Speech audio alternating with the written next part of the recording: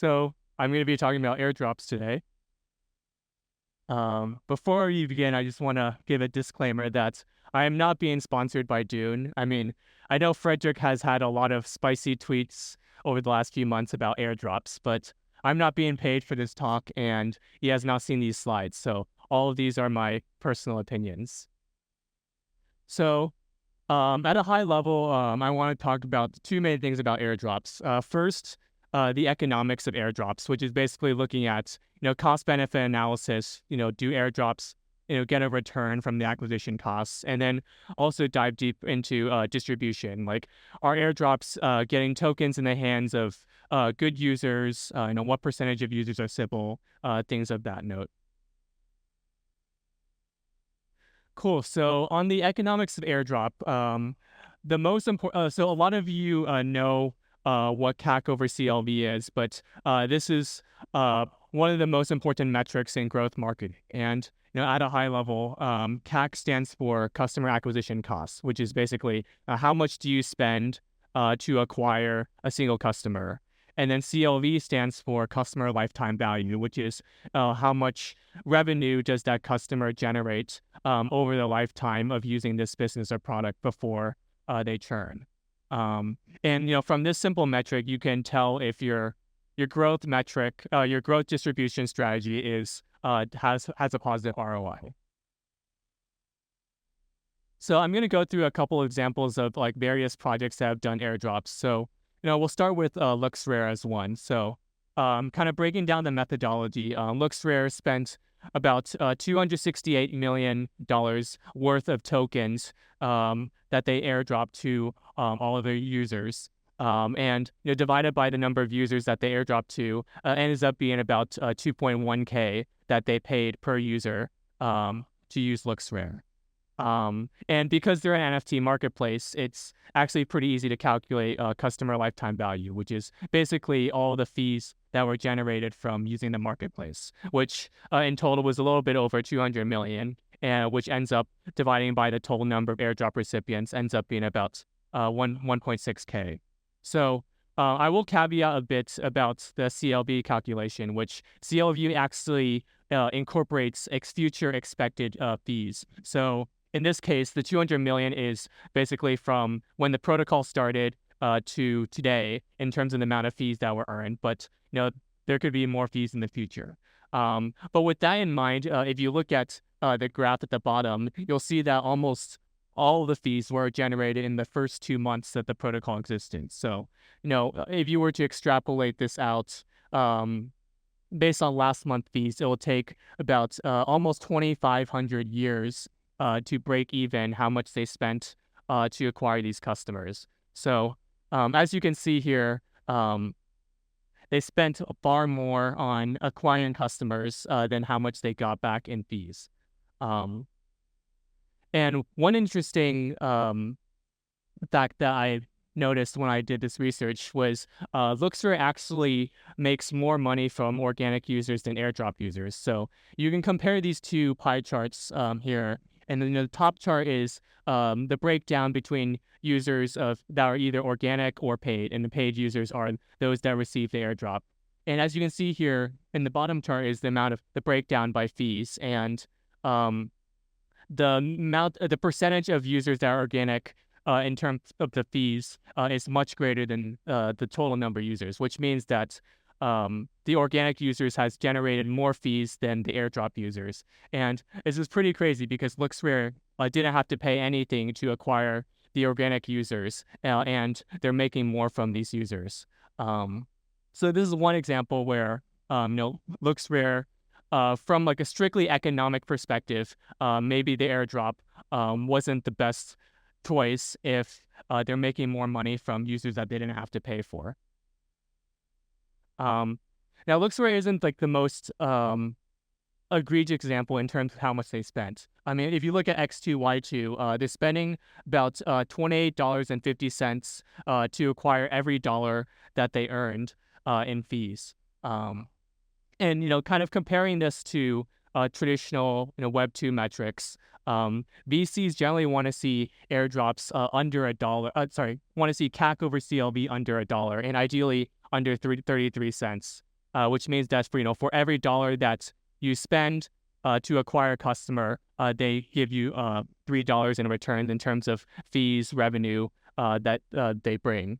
So that's X2, Y2. Another example to look at, Blur. So Blur is interesting because technically they don't have CLV because Blur doesn't charge any fees for the marketplace. But you can do some analysis on this. So one interesting thing is one interesting question to ask is how much fees, what percentage of fees do they need to charge on transactions to break even the amount that they acquired customers in the airdrop. And if you're doing the math on how much they paid in the airdrop and how much volume they generate, they need to charge about 6% fees in order to break even, which is well above the industry average for NFT marketplaces. OpenSea by comparison charges a 2.5% fee. And there's also the fact that if they were to charge the 6% fee, they probably wouldn't have gotten all the volume that they gotten because those users would have gone to OpenSea. And now there's governance proposals to now add a fee switch to Blur. So say hypothetically that they add a 1% fee, well then CAC over CLV becomes over 6. And if they charge the same amount of fee as OpenSea, then CAC over CLV is about 2.5. So another example of airdrop where the amount of money that they spend to acquire customers outweighs how much they get in return. And then lastly, I want to talk about the most expensive airdrop in history, which was Apecoin, which is the coin for Yuga Labs. And as you can see here, they spend about $570,000 to acquire per customer. So if you're one of the lucky recipients of Apecoin, then you got a 6-figure payout on average, which basically means that they reimbursed the cost of buying a Bored Ape, and then you got some extra on top of that. So obviously, crazy customer acquisition costs, spend about $8.5 billion to acquire all of the users. And if you look, and then Yuga Labs, as part of their business model, earns royalties on every transaction of Other Side, Bored Apes, Mutant Apes, and all the Larva Labs stuff. And if you were to sum that up, they've made about $95 million in royalty fees from out of those that received the Apecoin airdrop, which comes out to about $6,000 that they in revenue they earn per airdrop recipient. So obviously, huge imbalance, about a 90x CAC over CLV. I will caveat to say that all of the cost-benefit analysis, these calculations I'm doing, are strictly financial, and there are more qualitative ways to quantify customer lifetime value. For example, decentralization. How do you put a price tag on decentralization? If you're a network, you need to be decentralized, have a big community. Have a big community, and also not be in the crosshairs of regulators because you're a decentralized network. That's also one consideration. The other one's liquidity. Maybe there is a benefit to paying a lot to initial users because they bootstrap the liquidity pools in AMMs like Uniswap or on exchanges. And maybe there is a way to quantify how much that's worth. But these are open research questions to think about. How do you quantify the value of decentralization and liquidity? And if you were to add these two together, could you get an airdrop where that plus how much fees these users generate exceeds how much the protocol had to pay for the airdrop? And I only gave 4 examples. There's many, many other examples that other Dune wizards and researchers have done. Big shout out to 6 Degree Lab for creating these 2 graphs. So the graph on the table on the bottom kind of compares customer acquisition costs for a bunch of different protocols to how much traditional finance has to pay to acquire users. And as you can see, a lot of these DeFi protocols have to pay in the low thousands of dollars per user. And then in traditional finance, it's usually tens to at most $100, $200 to acquire a user. So obviously the CAC for DeFi is much higher than TradFi. And another thing to notice is the retention metrics for all these for all these airdrop recipients. So, which is the graph in the top. So, as you can see here, they all drop down below 10%, like pretty quickly. So, in a matter of months, only 10% of your airdrop recipients are continually using the protocol. So what this shows is most people are there to kind of use the protocol for the sake of farming the airdrop. And as soon as the airdrop is done, then they kind of churn and never go back to the protocol again. And, this is kind of in line with the graph I have with looks rare at the bottom, where, you get the majority of your revenue in the first couple of months of the protocol when kind of all the airdrop hype and excitement's happening. And then that kind of churns, tapers away, and then, people forget about this protocol and move on to the next project with the sexy airdrop. So I guess kind of high level takeaways. How I see airdrop with a net, with CAC over CLE below 1, above 1 is it's a form of loss leading. And for those of you who aren't familiar with the term loss leading, it's basically it's a zero-sum battle where you're trying to cut prices, spend a lot of money to poach users from your competitors, acquire users, and basically fight a war of attrition until your competitors go bankrupt. And, you're the only game in town remaining for the specific product you're building. And once that happens, then, you raise prices as a monopoly, and that's how you recoup your losses. So there are a lot of Web2 examples of this. Like, for example, when Travis Kalanick was still CEO of Uber, he would keep cutting prices, expanding aggressively into new markets to try to kill all of his competitors like Lyft, Grab, and like all these other ride-sharing apps until they're the only game in town. And like once they're a monopoly in a particular city region, then they would raise prices to recoup those losses. And I think that works in certain scenarios. So I think what's unique is like the past decade of tech was like a very unique moment in time when we were in a zero interest rate environment. So basically there was like infinite amount of VC money flowing to tech companies that could subsidize this loss leading.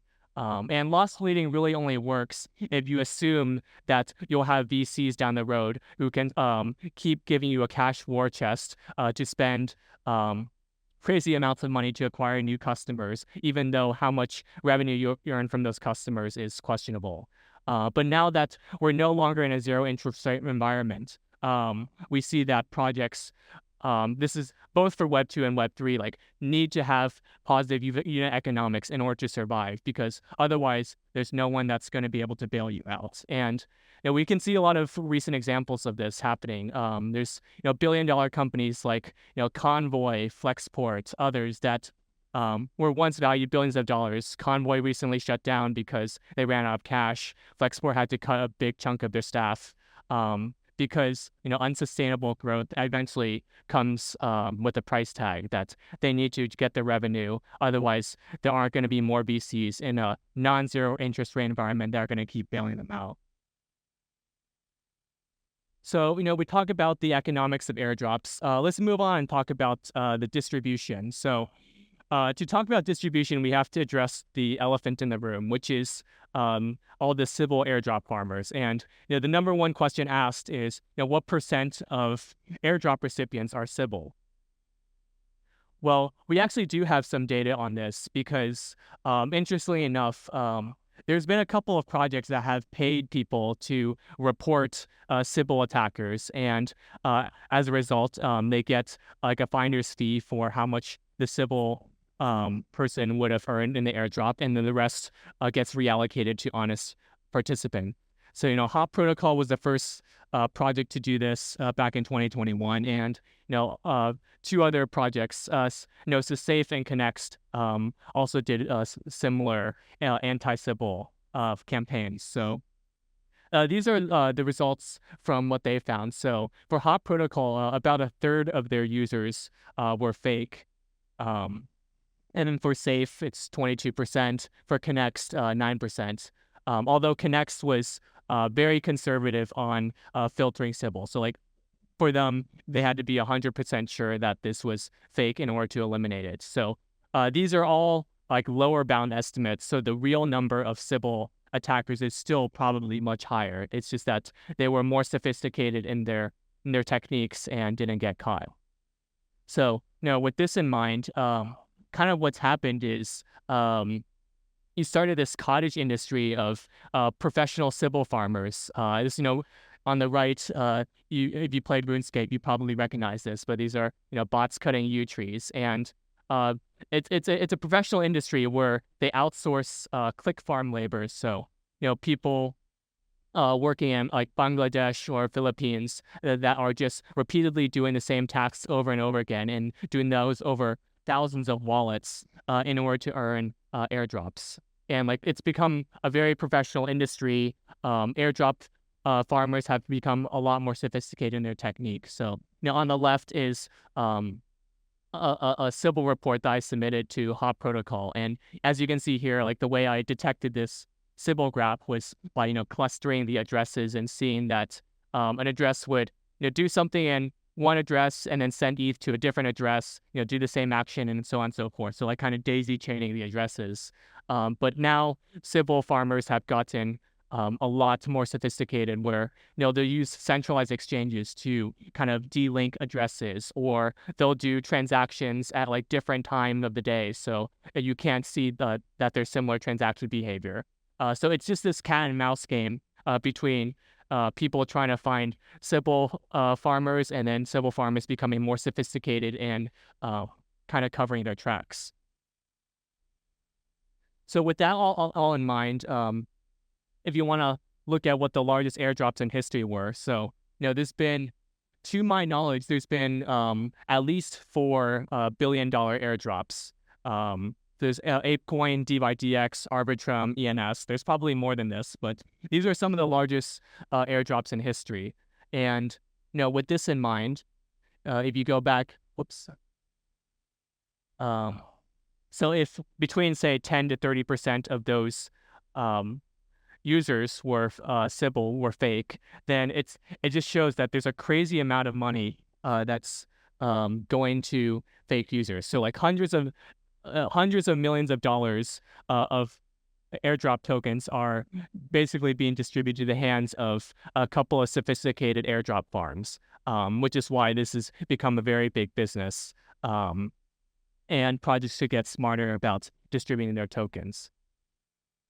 So with that in mind, I want to share a couple of final thoughts. So first, about the economics of airdrops. So kind of the hard reality is, most projects don't have product market fit. And as a result, they kind of mask that by, pointing incentives at a particular KPI and obscure product market fit. For example, if they want to incentivize daily active users, they can do a campaign and airdrop daily active users, and they'll artificially make their KPIs look good. But at the end of the day, that doesn't solve the problem of product market fit. And after you do the airdrop and token incentives, and kind of the spigot runs dry, the question is, well, do you still have a sustainable project, or do you just kind of fade away to zero and people move on to the next hyped up project?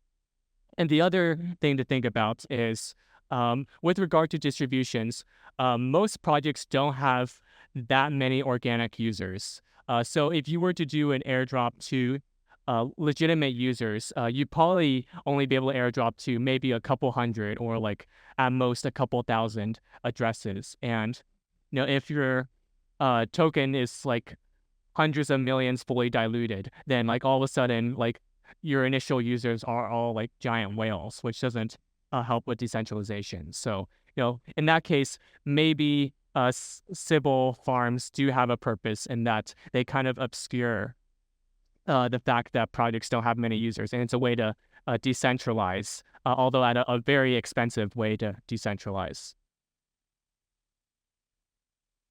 Cool. So those were all my thoughts. Happy to take any questions. Thank you, Richard. Awesome insights as always. Cool. We have some time for a QA again. Maybe like 2 questions. Anyone? Yeah, we got one. all the questions coming. I know you do research.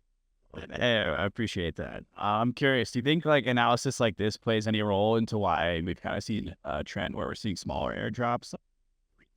Well, drop. Yeah. I'm a big believer that projects, like, rather than just like kind of blowing their load and like distributing everything all at once, they should kind of distribute slowly over time and be more sophisticated in how they distribute. And also allocate a big chunk of the token to the project treasurer foundation where they can kind of manage that over time. So like I like what Celestia and like other projects are doing. So in other words, it's like maybe a better method is incentivizing a specific behavior that benefits whatever that protocol may be. So in the case of Celestia, maybe it's like bringing builders to come use you as. Yeah. I like how Celestia airdrop to like core developers. Like I think that's like a very smart, like targeted way of doing an airdrop. And like I like to see more of that.